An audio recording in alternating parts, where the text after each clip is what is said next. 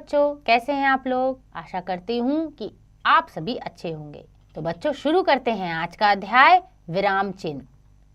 आइए जानते हैं हिंदी व्याकरण में विराम चिन्ह किसे कहा जाता है।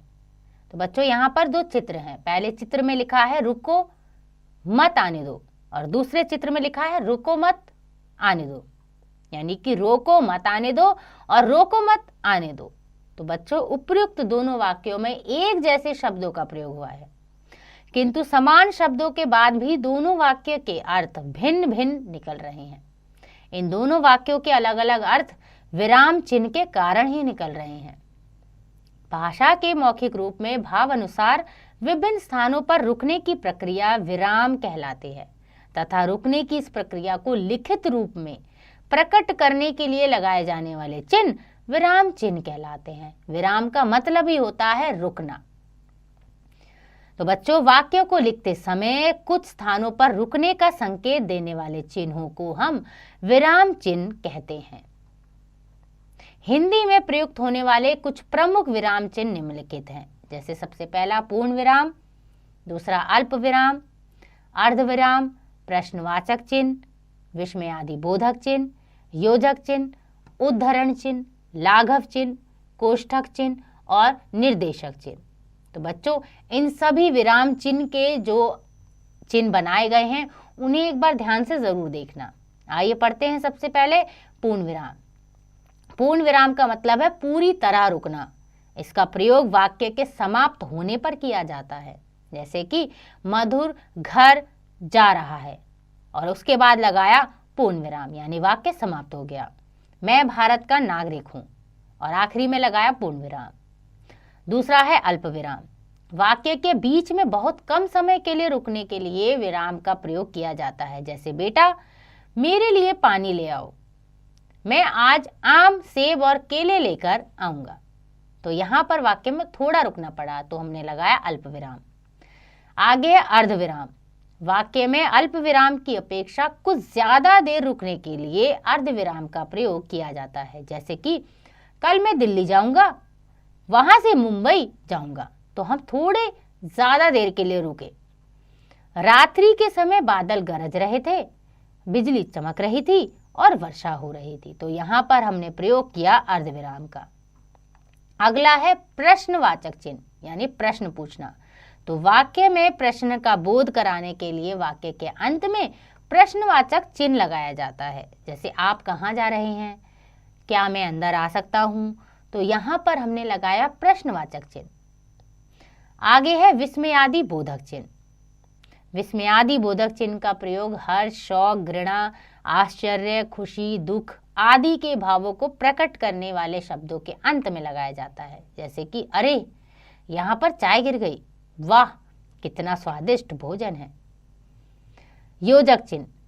इस चिन्ह का प्रयोग समान या विपरीत अर्थ वाले शब्दों के बीच में लगाया जाता है, जैसे मेरे पास 5-6 पेंसिलें हैं।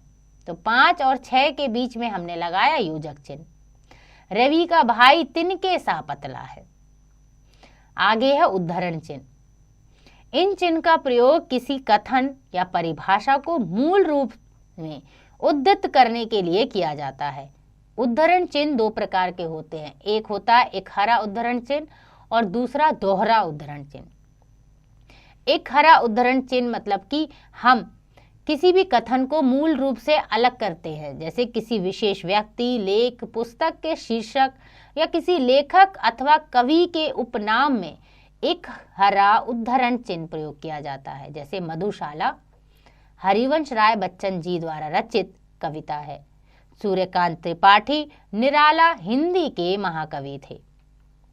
दूसरा है दोहरा उद्धरण चिन्ह, यानी किसी व्यक्ति के कथन अथवा पुस्तक के किसी वाक्य को बिना परिवर्तन के लिखने के लिए दोहरा उद्धरण चिन्ह प्रयोग किया जाता है, जैसे पिताजी कहते हैं भगवान के यहाँ देर है अंधेर नहीं है।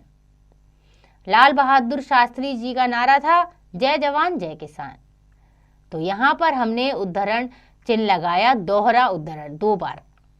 आगे है लाघव चिन्ह। किसी शब्द को संक्षेप में यानी कि छोटे में लिखने के लिए लाघव चिन्ह लगाया जाता है, जैसे डॉक्टर। तो डॉक्टर में पूरा न लिख के हमने डॉ लिख दिया और लगा दिया लाघव चिन्ह। डॉक्टर अब्दुल कलाम भारत के राष्ट्रपति थे।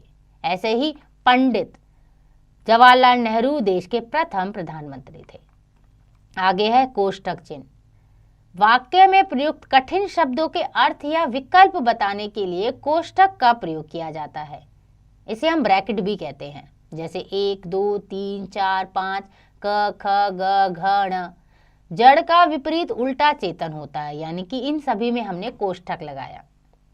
आगे है निर्देशक चिन्ह, यानी किसी बात का आगे उदाहरण के लिए निर्देश चिन्ह का प्रयोग किया जाता है। जैसे निम्नलिखित उदाहरण देखिए, आगे पढ़िए। तो यहाँ पर हम लगाते हैं निर्देशक चिन्ह। तो ये थे बच्चों कुछ विराम चिन्ह। आइए दोहराएं। वाक्यों को लिखते समय कुछ स्थानों पर रुकने का संकेत देने वाले चिन्हों को विराम चिन्ह कहते हैं।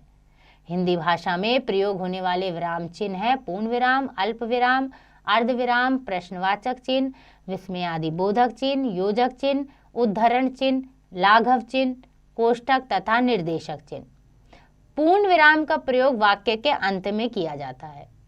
हर्ष, शौक, घृणा, खुशी, दुख, आश्चर्य के भावों को प्रकट करने वाले शब्दों के अंत में विस्मयादि बोधक चिन्ह लगाया जाता है। उद्धरण चिन्ह के 2 प्रकार होते हैं, एक हरा उद्धरण चिन्ह तथा दोहरा उद्धरण चिन्ह। तो आशा करती हूँ बच्चों कि आपको यह अध्याय समझ आ गया होगा। इसका अभ्यास आप स्वयं कीजिएगा।